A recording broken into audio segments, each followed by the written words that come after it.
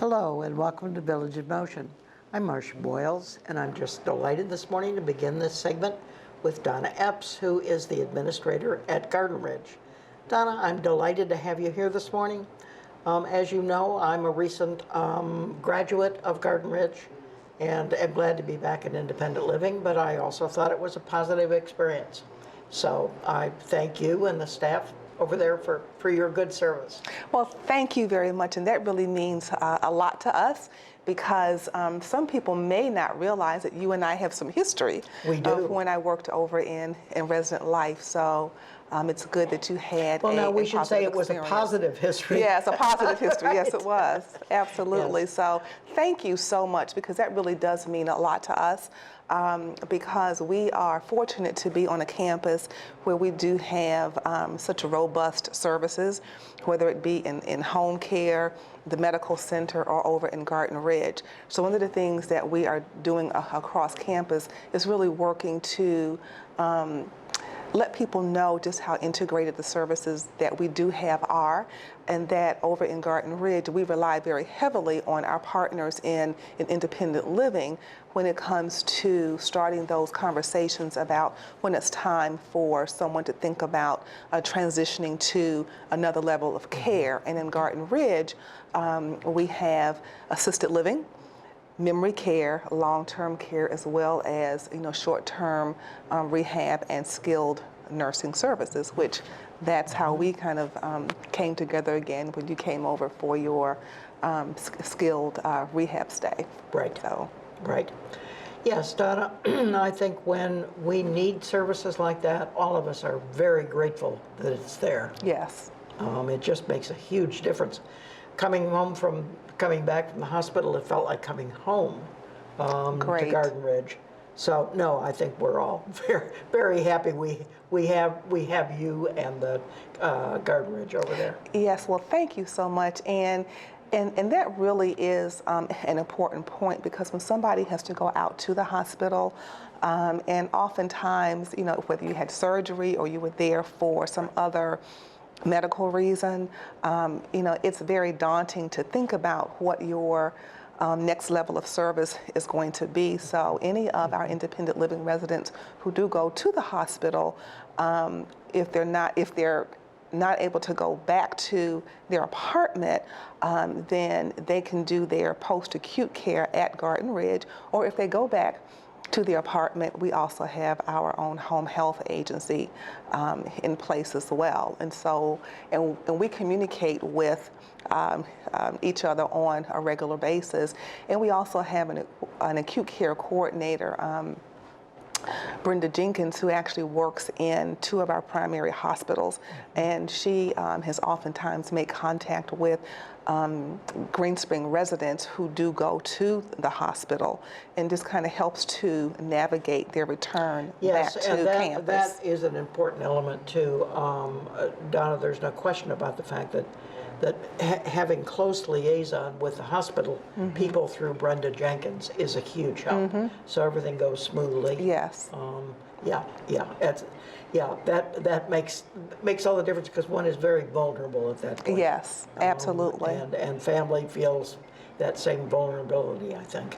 Right, so we try to make that process as smooth as possible for the residents and for the family members. Yes. Because sometimes we have family members that may not have been as involved, or perhaps something happens, and we're trying to communicate with several different people, and oftentimes our liaison in the hospital does help to smooth out that process for us. Have you given any thought to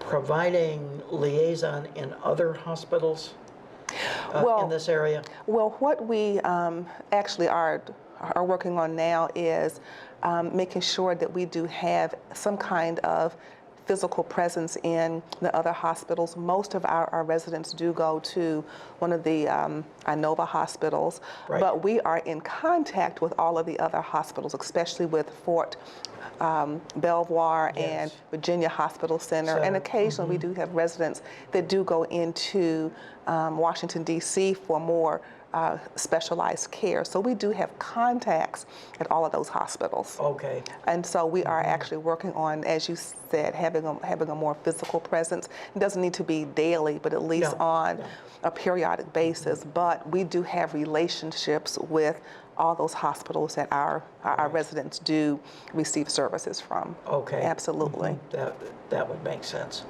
Okay. Well, it ends up being a fairly seamless kind of process in my direct experience. Well, we try very hard to make it so, because after all, that's one of the benefits of being at a continuing care retirement community. Right. And you've probably heard me say before that people were very thoughtful about making the choice to come here, and that when people move to Green Spring, this is your home for life. And so we want to make the care and services that our residents receive here as seamless as possible, and we do work very hard to integrate those services, whether you're living in an independent living apartment or whether you have transitioned and you live in Garden Ridge. Yeah, and I think it's working, Donna. There seem to be a lot of changes going on at Garden Ridge. Yes, there are. We have a lot of physical changes going on, because just as with the other parts of campus, we are going through a major repositioning. So Dogwood Commons, as we know, is already opened and occupied. Is that finished? Oh yes, that's that's absolutely finished. So now we are working on what we call the clubhouse, which is the center part of the building. The first and second floors, the lobby, the administrative offices, and the second floor. You're calling it the clubhouse. The clubhouse, yes. I see. Yes. I'm not going to comment on that. So we're actually making some changes there. On the first floor, we'll have new administrative offices and the admissions office. The hair salon is going to move from the second floor down to the first floor, and we're also planning for a grab-and-go store so people can get more than just a vending machine good snack. Idea. And then on the second floor, we're building a brand new rehab gym and an outpatient gym. And there will also be a small physical fitness gym for the residents to use outside of rehab. And for those of you that have driven by Garden Ridge recently, the front part of the building there's a big hole there. We are working on a new elevator that will go to the second floor that will give easy access to our outpatient rehab gym, as well as easier access for the staff to get to the employee health and wellness center. Well, now wait a minute. Would you back up a little bit? Is outpatient rehab moving to Garden Ridge? We've always had outpatient rehab. So there is the main outpatient rehab office located in Hunters Crossing, but we also have a satellite outpatient rehab in Garden Ridge as well. And it's used by Garden Ridge residents, particularly by the assisted living residents, but if there's someone living on that part of campus and they want outpatient services, they can certainly come to Garden Ridge as well. Oh, I was not aware of that. Yes, Okay. Absolutely. So we are looking for the first work to be finished after the first of the year. And so with Dogwood Commons, those are nice rooms, different colors. So we are also now working on the renovation of the resident rooms in the rest of Garden Ridge, and now we are working on all of them. Yes, and so now we are working on Rose Court. Okay, so every single room will be renovated? Yes. Okay. By renovated, we're talking about enlarged. Could you categorize? Could you describe what kinds of changes we're talking about? Larger, Well, in Bathrooms? right. Well, in some cases, for example, on Rose Court 3 and 4, those rooms are going to be made larger, and they will have private baths in those rooms where they don't have private baths now. Right. And then you have other rooms that already have bathrooms will get all new amenities in those rooms, new fixtures, new carpet, new paint, so that every room will be touched in Garden Ridge. Okay. Donna, are you putting showers, for example, on the rehab floor? Are you putting showers in those bathrooms, or will they remain simply toilets? Every room will have a bathroom facility once we're all done. Mm-hmm. Okay. Yeah. Are on EV2, are those rooms being enlarged? Those rooms will be done in the next phase. So right now we're just working on Rose Court, and then the clubhouse areas. And then once those are done, then we will move to Evergreen as Okay. well. Rose Court is long-term care and assisted living? Right now, yes. So we have 2 floors of assisted living and 2 floors of long-term care.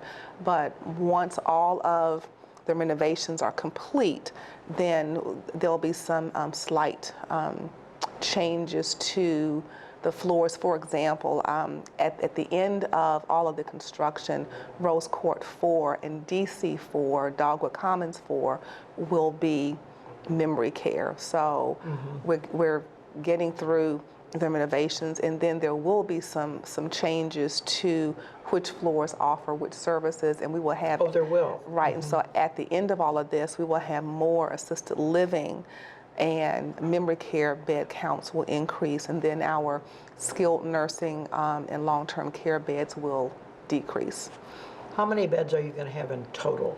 Oh, I know you're going to ask me that, so I have all of that written down, but we will have a net increase of 15 beds over what we have now, but we will have more assisted living and memory care beds. And actually at a future show, I will actually bring our project manager, Greg Porter, who has been working on that very diligently and working with all of our contractors, et cetera. So. Okay, so you're changing the configuration Yes. in terms of services.